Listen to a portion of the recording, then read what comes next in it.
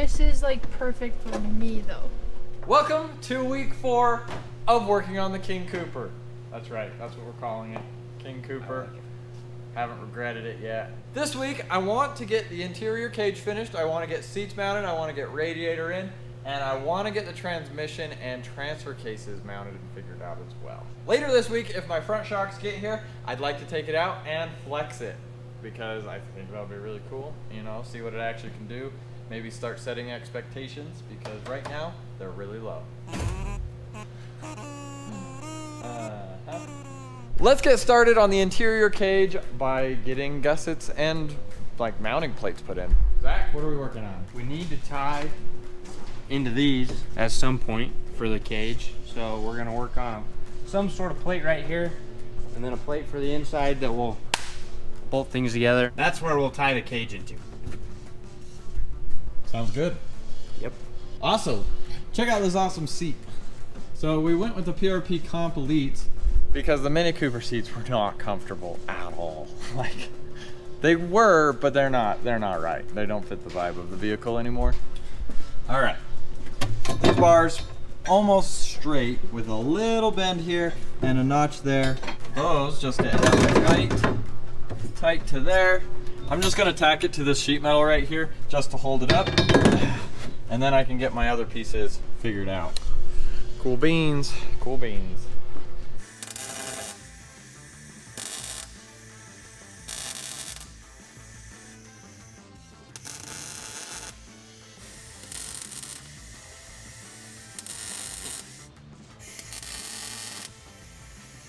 I'm going to continue working on the cage in the Mini Cooper, and Zach is going to be working on the bead locks. Excited for this? Are you a good welder? No, but I'm excited. These are the wheels here that we're using. We've got 5 of them. There's one up there, but that one's not getting worked on. These ones are getting converted into bead locks. So on this first one, I already cut the lip off, and I did that because I actually have a set of these homemade bead locks on the Rubicon, and they're just a pain in the butt, like the biggest pain ever to get the tires on. Just one side of the tire over the lip. A friend of mine, Rory, recommended that I cut that lip off because it technically doesn't need to be there because it's not holding the bead. I still need to leave enough that the tire sits on this, but I don't need to leave enough that it's like killing me to get a tire on this rim. I've actually done some measurements on some other bead locks from like Raceline or Method, and they're all doing something similar where they've got a smaller lip on this outside edge and then a full lip on the bottom where there isn't a bead lock. This edge needs to get cleaned up quite a bit more, and then the welding process can start. If it leaks, I'm blaming Higgins. Oh, I'm good with that. Okay, good.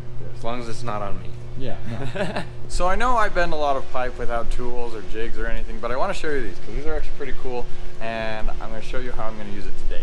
I got these from 911 Motorsports, and basically they are just a tool to help you know what you're going to bend before you bend it. Obviously, it doesn't look like much right now, but they kind of goes together like Connects or Legos. You can lengthen and shorten your piece, and then there's a hinge spot here where you can move it and whatnot. And then you can attach other pieces to get further and find your other bends. I know that's not super helpful right now, but I'll show you how I use it in a sec. So like I was saying with using these, I need to figure out how this bar comes up the A-pillar and across the top. And it's kind of a complicated piece. There are some angles there that aren't super obvious. And I still don't even have to know the exact angle, but we'll find it later. So I'll put my piece up, put the bends where I like it. I've actually already been messing with one and I've gotten it super close. So I've swapped pieces out, made a piece that fits in there just like that. So you can see exactly what I mean. Like, I'm not just gonna come up with that and bend it on the first try. There's no way. Another feature is at the end, they have these inserts here and that are different angles and notches for the pipe you're using. These jigs are for 1 3/4 and I'm using 2-inch pipe, but it doesn't matter. It works pretty much the same. It will get me close enough. But if, say, I was running this bar off that one at an angle, I can swap out this end and just throw that one in. And now I have a 30-degree angle off that lower pipe, and it will give me exactly the pipe that I need. Pretty cool, right? So now that we have that piece figured out, all we have to do is actually translate it into a real piece of metal, and that's gonna be super easy now. So I'm gonna be using my concrete floor because I think it's pretty flat. So if we take the pipe and we say this first bend that goes up to the dash is our level, we need to figure out what that other bend off of it is, because it's not on the same plane.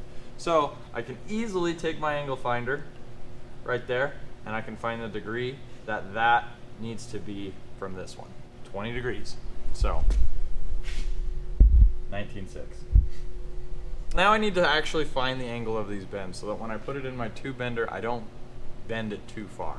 I could use this, but these angles aren't quite tight enough for what this is ranged for. So let me show you how I'm gonna do it. So I just take my T-bevel here, probably one of my favorite tools in the shop, throw it up, and there's our angle. So I can take that bend, I can put it on a level surface, and I can use my angle finder again to find it. We're gonna just say that's a 38.5 degrees, or 39 would do it. But there is another option. So you can lay this flat on a table, okay? Square it up with the edge of the table.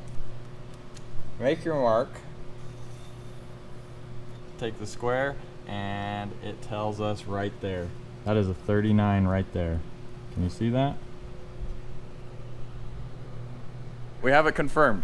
We have the more precise method, which is 38.5, or you can go a little crude and still gets the job done. Now we just need to measure the length of that, cut out our stock, and jig it up in the bender. Zach is working on the beadlocks here. He's gonna show us how he's gonna use this to center the beadlock rings, because we definitely don't want them to wobble down the road, and it's really important.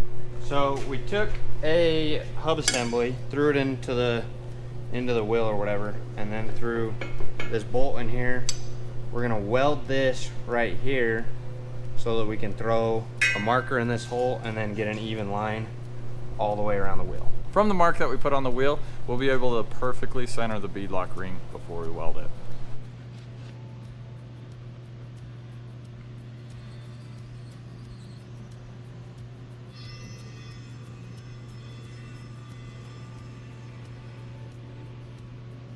So I wouldn't build a rocket ship off of this type of accuracy, but it's close enough for what we're doing. And we're ready to weld. 911 Motorsports jig compared to the piece that I bent. Oh, sorry, it goes like that. And look at that. Pretty dang consistent. Okay, let's see if it actually fits. We got some more trimming to do, I know for sure, but we should be able to know in just a second.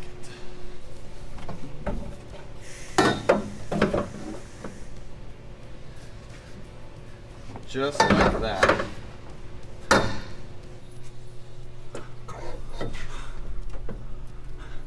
All right, got it marked to notch, then we can put it in and see how we did. All right, I'm thinking I could definitely bring that down a little more. But that's not bad, that's not a bad fit at all.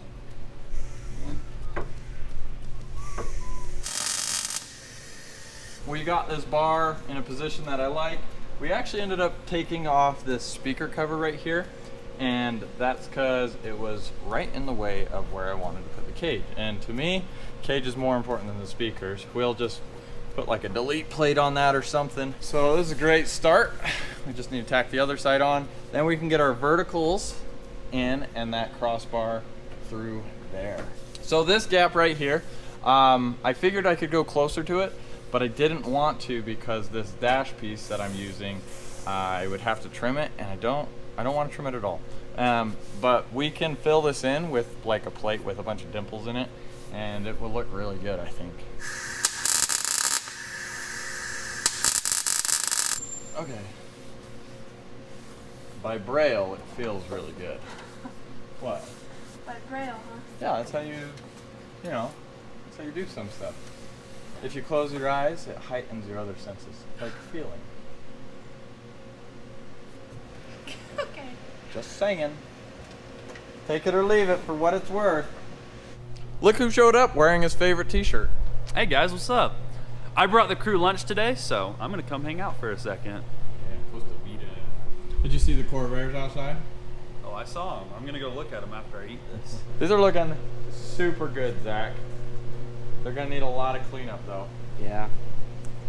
But they'll hold. I'm 99% sure of that. Okay, keep in mind, they gotta hold this whole half of the tire on. 99% sure. This thing's gonna be a rocket ship when they're done. What are you doing?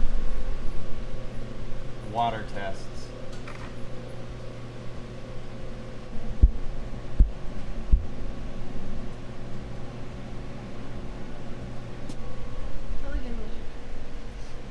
All right, so with these bead locks, we cut the lip off and the tire now sits on the outside of this, and technically this whole weld is going to be pressurized. So it's not much, it's only probably at most ever 25 PSI, but we still want to leak test it with water or something similar, just to, you know, just to make sure that we're not having leaky tires, because that's the worst thing in the world, to be honest. Oh, hi. You know when Higgins shows up, it's bad. We don't have any super obvious leaks In this one. in this one. So that's good.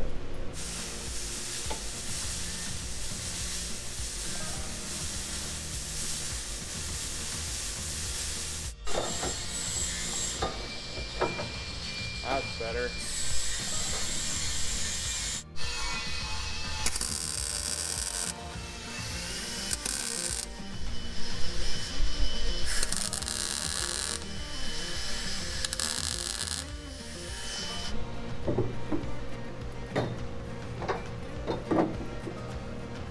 It's alright.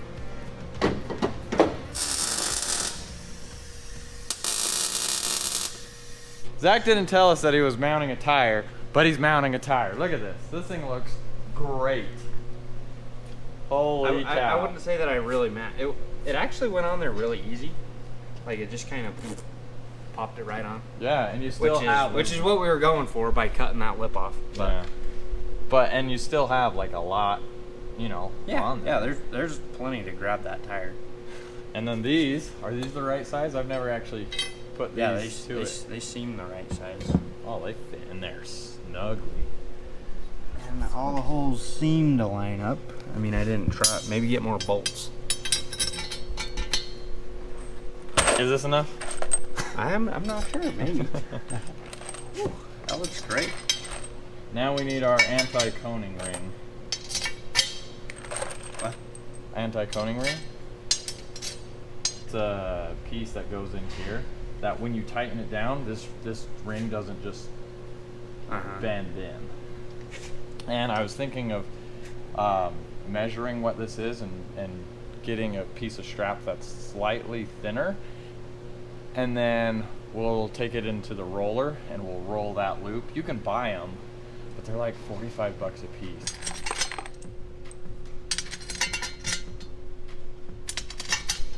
They all fit without a problem, except that one.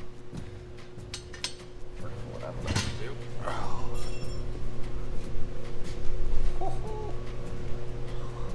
Gnarly. You did a good job, Zach. Hey, don't say too much until we see whether or not they actually go there.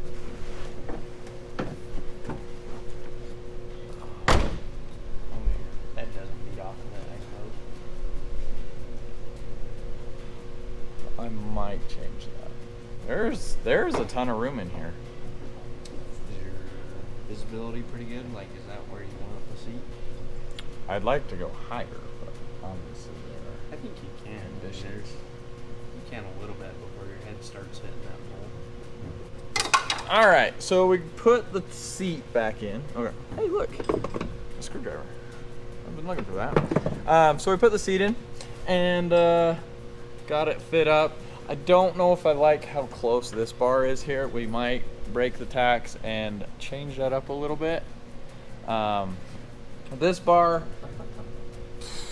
We knew that was gonna be kind of close, but there's nothing we can do about that other than take the roof off, but we're not gonna do that, are we? That would have been so nice to find a convertible. Oh well. As far as room in here though, there's plenty of room. Obviously, firewall needs to be built up still. I like it. I like it a lot. I'm liking it so far. It's turning out really, really well. Yeah. Bead locks are turning out well, the cage is turning out well. And so far the cage hasn't blocked any of my visibility. Like that's hidden in the pillar, that's hidden in the pillar. The mirror is super easy to see when the door is shut. Not that they're gonna do much for me anyway, because they're so tiny. You wanna try Janelle? Oh.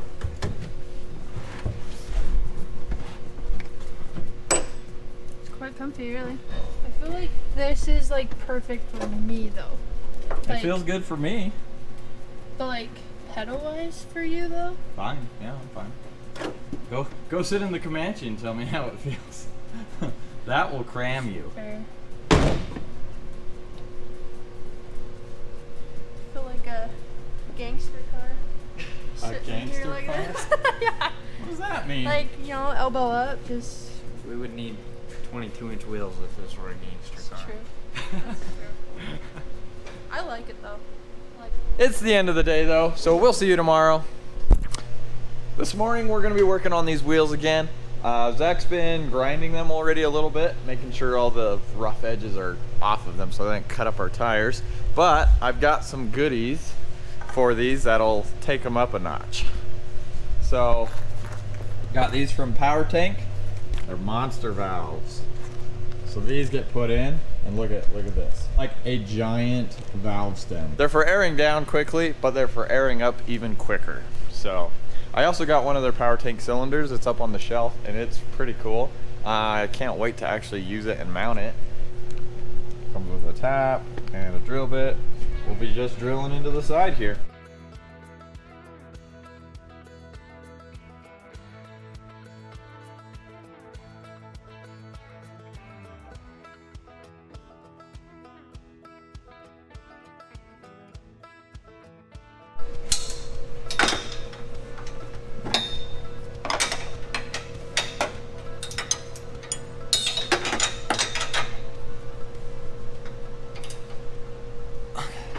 Alright, wiggle it now. Well, that stiffened it up a lot. I like that. I like that. Alright, Zach got all of the monster valves in the wheels and got them painted up. And the bead lock rings are all purple. And they're looking pretty good. While he was doing that, I was just kind of doing a couple more things with the cage. I ended up putting that bar in and that bar in the front. So now we actually have like a decent, you know, a real life cage that's kind of worth something. We obviously need to put gussets everywhere. And then Zach's putting in these bottom plates to tie into the frame. You can see some of the holes right here. And that's where this bar is gonna tie in and catch this part of the frame. So the next thing we need to actually work on is like getting the seats mounted, but I can't do that until I know where my transfer cases are and where the floor needs to be cut to fit them. So I mentioned in a previous video that we'd be using the stock Mercedes transmission. It's a 722.315, a 4-speed automatic. And a buddy of mine actually, who he mentioned that the spline out of the end of the transmission is a really common one, but he didn't remember which one it was. So we took apart the tail shaft of it, and turns out it's a 27 spline output. You know what else is a 27 spline output? A lot of the 4L60s out of the Chevy pickup trucks through the 90s. You know what transfer case they had? Was a 241, MP 241, right here. So I got my hands on one, 241C out of the Chevy. Got my hands on one and counted the splines, 27 spline. Brought it back, and it actually fit on the end of the transmission. And the really cool thing about the 241 is it shares an input and planetaries with the 231, NP 231, that came out of all the Cherokees and Wranglers and everything pretty much. And a majority of the 231s out of the Jeeps came with a 23 spline input. And so all I have to do is swap the input from the 241 into the 231. Are you confused yet? So am I. And to make matters way more confusing, I want to run a doubler setup. So basically what a doubler is it takes the low range from a transfer case and you put that in front of another transfer case. So the only thing is I was actually looking at getting an adapter to build my own, but I don't know if I'll ever see it, to be honest. I know Colt did it last year and he had a heck of a time knowing if it was going to even be there on time. And if you order this, don't expect an instant response. Don't expect it to, you know, show up next week. Don't expect it to be there in a day or two. And don't expect them to get back to you, because none of that happened to me. I found a way to pair a 231 to another 231 without that adapter plate and without that kit. So if I just paired 2 full transfer cases, it would be really long. And I can get away with shortening it a couple inches, and here's how. So the first way, if you take off the back of this plate right here, believe it or not, it is the same 27 spline as the back of the transmission, which means that this 241 27 spline input will fit on it. Boom. Look at that. They fit. So now all I have to do is build an adapter from the end of this to the end of this. And I gotta make sure it's strong because I don't want to be hanging this off of there and have it break. It would be bad. But I have some other parts laying around that I can make that even shorter than it already is. And that's right here. This shaft is for a 231 and it's actually for a slip yoke eliminator. And it just goes in there. But look how much shorter it already would put that. How it's designed is the yoke would then be bolted on the back of that, just like that. It's pretty much worthless without all the other parts, and I'm pretty sure they got scrapped. I can't find them anywhere. And if I buy a new kit, it'll come with this shaft anyway, so I can't just buy those parts. The way I'm going to get rid of this shaft is I'm going to be putting it in the doubler case. And on the output of it, it is a 32 spline, which is the other really common spline count for these 241s. So all I had to do was buy that piece, and it fits on there. So we need to replace the shaft in this 231 with this shaft right here for the slip yoke eliminator. And also the bearing is not the same size, so I ordered a bearing. It was like 10 bucks. And now that can go inside there. This can go inside my second 231. And then to save even more space on the other 231, I did buy another slip yoke eliminator. This is the Rugged Ridge super short slip yoke eliminator, and it shortens the output of the transfer case up a lot. Did that make any sense at all? I really do consider myself to be a smart person, but I just can't wrap my hand around it. So to me, it didn't make sense, but like it makes sense at the same time. Like, I get it, but I couldn't do it myself. As far as I know, nobody has ever done what I'm doing right now. Like putting bolting a 231 up to the tail shaft of a Mercedes transmission. And one more thing to mention about this front doubler half is I need to cut this output off. So this all goes away so that there can be room for the drive shaft. So now I basically need another 231 to make this work. And a buddy of mine had a whole box of them because he was putting transfer cases together too, and it's just a box full of broken 231s and parts and shafts. This is actually the case right here that I want to be using for the doubler case, and that is because the rear output broke and the case is cracked. Do you think it's gonna work? It better work. I put a lot of time into this. If you're wondering how much all these parts cost, I bought this transfer case for $100 off Facebook Marketplace, and when I got there, the guy said his wife wanted him to get rid of the other one as well. So I got a 241 and the 231, and then this super short slip yoke eliminator kit was around 300 bucks, and then this whole box of other like 231s and broken parts I spent $200 on. Oh, empty. That was anticlimactic.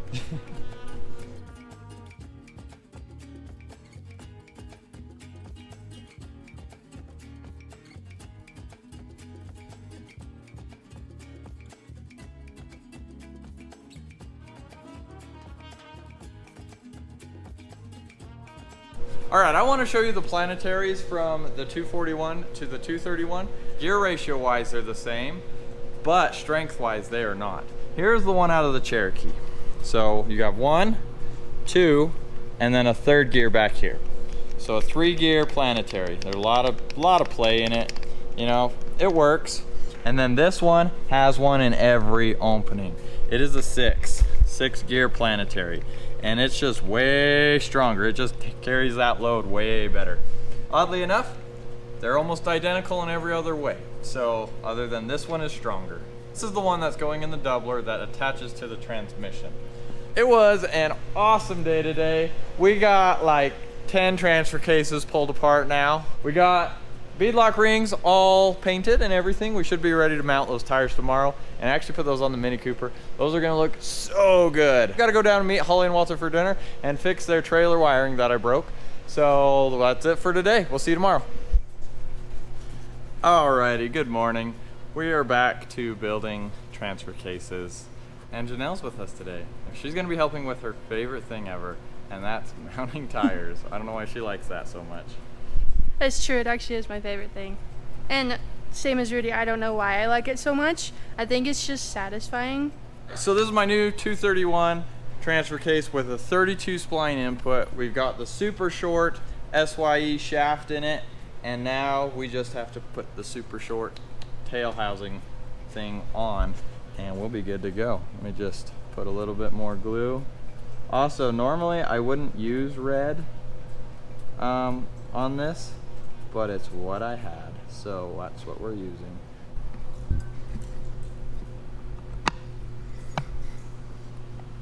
Nice. So where did all these transfer cases come from? So I bought them from a guy named Alan, and Alan is actually the one who sold my dad the yellow banana for Matt's Off-Road Recovery. Originally. That Jeep used to be maroon, and now it's obviously yellow. But Alan has a ton of Jeep parts, Dodge parts, stuff like that. He saved my bacon a bunch, and he's also saved a bunch of other people's. He's just a great guy. Thank you, Alan, for your contribution to the cause. That's the cause, by the way. Okay. Speaking of Alan, here's the man himself. We were talking about where I got all the parts.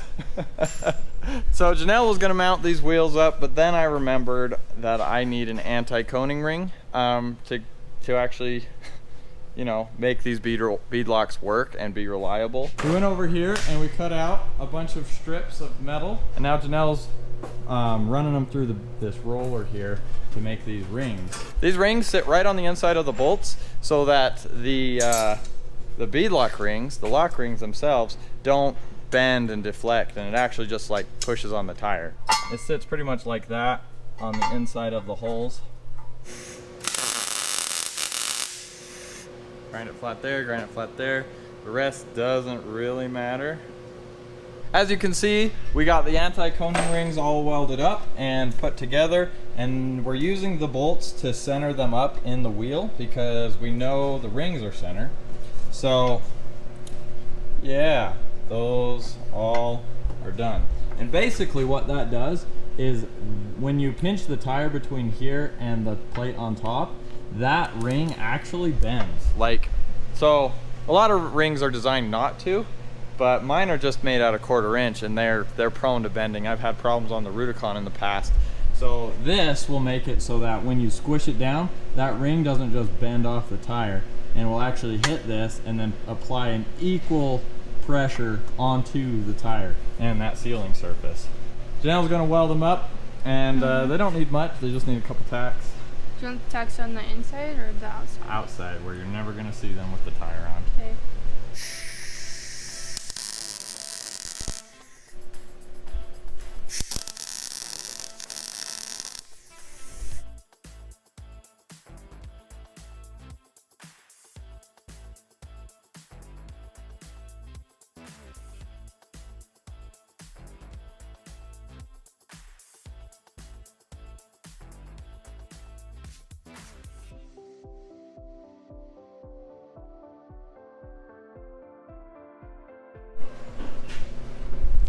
Okay, so I got all these welded up and they don't look too bad if you ask me. I haven't welded in a while, but I think I might start welding a little more.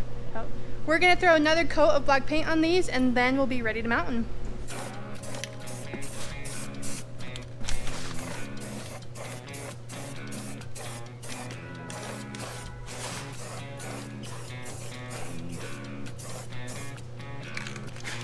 And now it's time for the doubler. We're just going to be using this half of the case because that's where my low range comes from. And this case actually has a pretty nasty crack in it, but there's like a crack all the way through this. And I don't know about you, but I would never put this together as a full transfer case. And I even hesitate using it as a doubler case. I think I'm going to cut this case right here on this line, and we need to cut this case right here on that line. And then we got to weld up a stop so that it doesn't leak oil out of a giant gaping hole that's now there.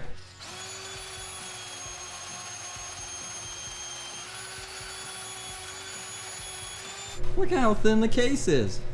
It's like 3/16 almost. All right, got to get it cleaned up a little more, and then we can start building our plate.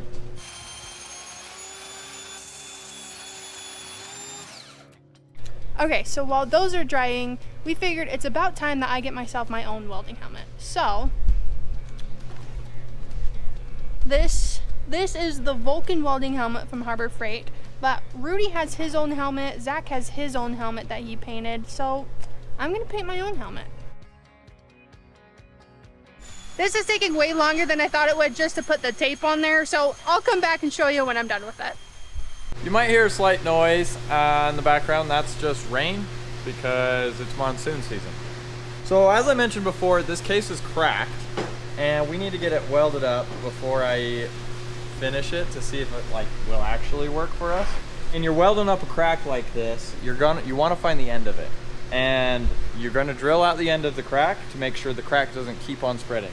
So you drill it out and then you notch it out, clean it up and weld it up and hope it holds. Cross your fingers. If you're a good welder, it will hold, and if you're a not good welder, it won't hold.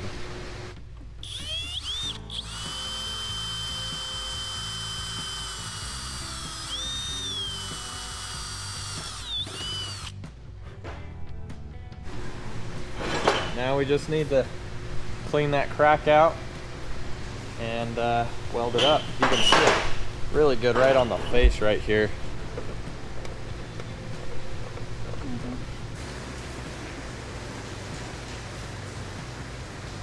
Do not attempt to travel unless you are fleeing an area.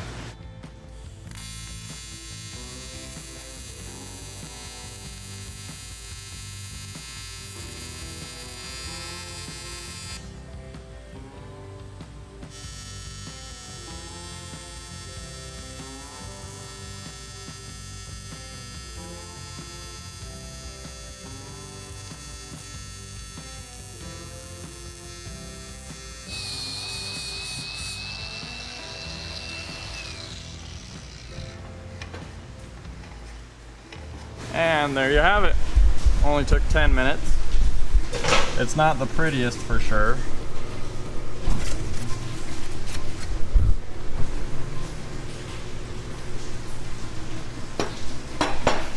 But it'll work.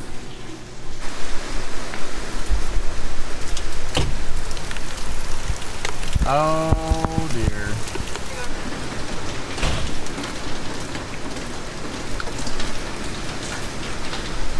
Don't judge.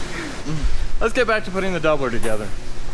So with the crack all welded up now we need to cover this end, because if you look, that goes right on there. And that just leaves a giant gaping hole here that we need to cover up. I got this cut out. This will do this side right there. And then this one will do the other side right there. We just need to get each side of the case all welded up, and then it can actually get put together, I think. That's so exciting. I've been looking forward to this day for a long time. This is the piece that we need to weld in. I have this piece clamped here so that I can hold it flush with the with the edge of the case. So that will make it so that I can't accidentally drop it too far down. That would make it impossible for me to seal this.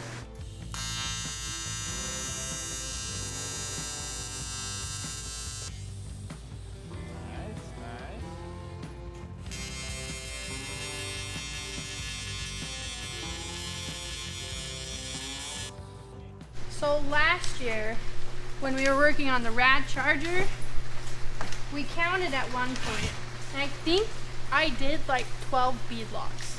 Would have been 16. 16 bead locks. I'm gonna get you soapy water. I'm gonna get this before you come back. I told you to get it before you came back. Uh-huh. Look at that. That looks good.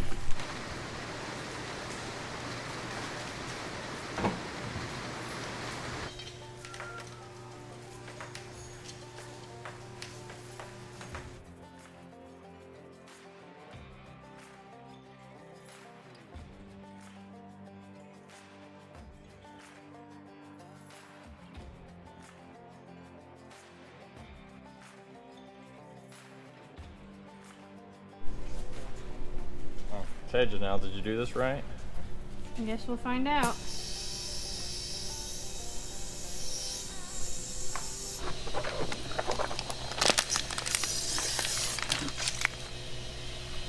These are gonna be hard to break.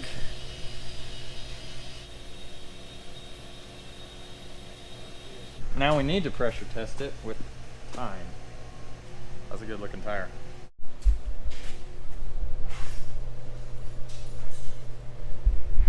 One down, 3 more to go.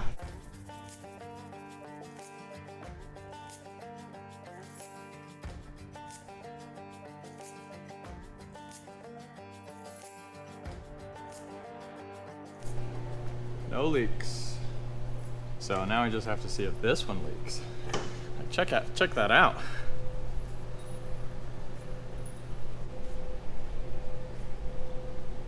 I saw it drip. Drip, drip, drip. And I knew it was gonna be out of there.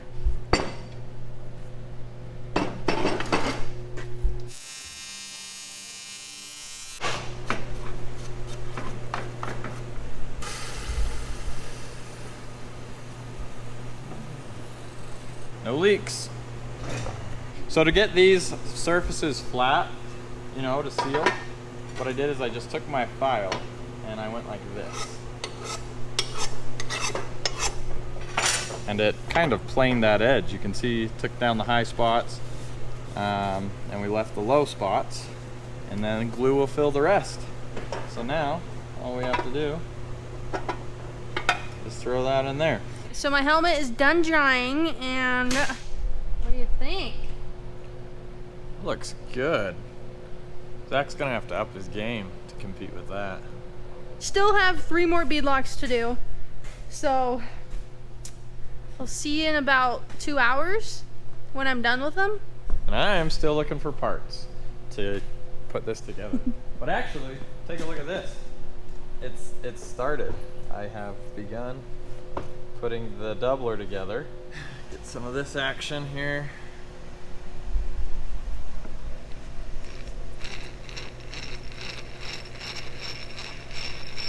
That was cool. It's gone.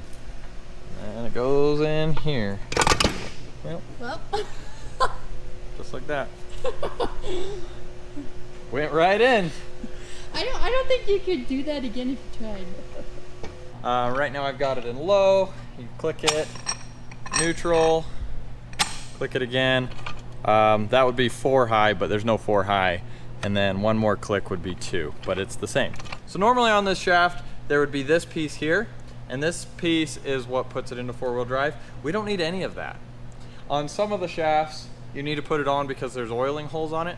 This shaft doesn't have it, and this was the slip yoke eliminator shaft that I have no other parts to. I don't know where they went. I got rid of the fork that turned on 4-wheel drive. I put in one of the springs that helps the selector go into place, but it's not gonna reach anymore, so I put that in, and now it's spring loaded and looking fancy. So now let's glue it up. You can see my surface here, nice and flush actually. Both of them look great.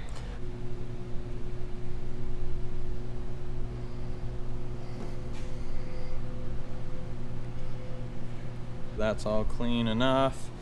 And then on it goes.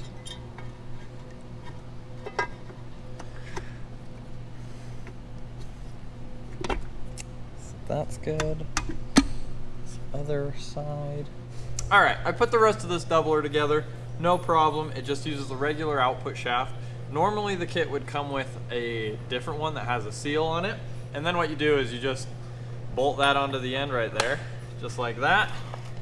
And that would be the output. We're not doing that. We're throwing that away. Then this gets slid into there. Just like so. Oh, there we go. So when we put them together and we have this mounting plate on and this mounting plate off the transmission, I'll connect them underneath with a plate so that, you know, there's a cradle that holds this center one together, so there's no like weird load on it, just whatever power is going through it. All right, so right now, yeah, right there. Okay, so right now, this will be the input from the transmission, right here. And so that's a 1-to-1. So whatever I spin it right here, it comes out right back here. And it doesn't spin this, you know, the 4-wheel drive to the front drive. I go down. Now we're in 4 low, okay? Through the doubler, it's still a 1-to-1 if I only move the shift lever on this rear transfer case. And so right now it's a 2.72 to 1, which is just what you regularly get in your Cherokees or other Jeeps that have the 231. But if I put this front case into low, hold on, that was neutral. Now we're dealing with it double low. So it's kind of like a multiplier, not a doubler. 2.72 times 2.72. And I don't have my calculator on me, but I'll put it on the screen right here. It's a 7 point something number. And that's just really low. So that means for every 7 turns of this and a little bit, it will only turn out here once. So pretty crazy, right? This unit, as long as it is, I can shorten it up a little bit right here still, but this will fit under the car. I've already measured it out and everything, and it will fit.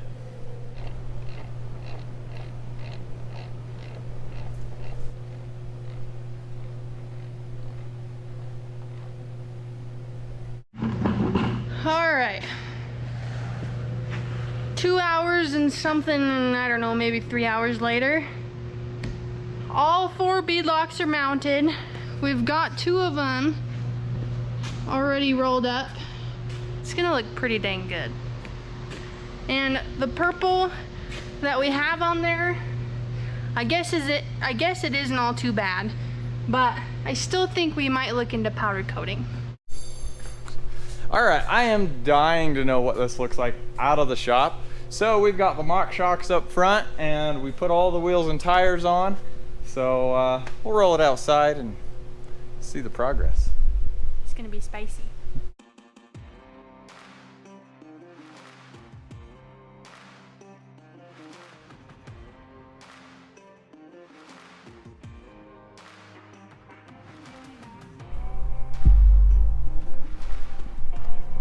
I like it, I dig it.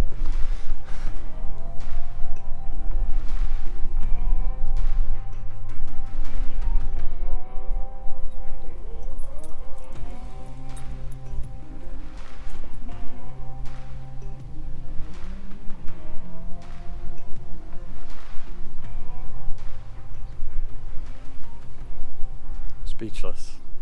That's what I am.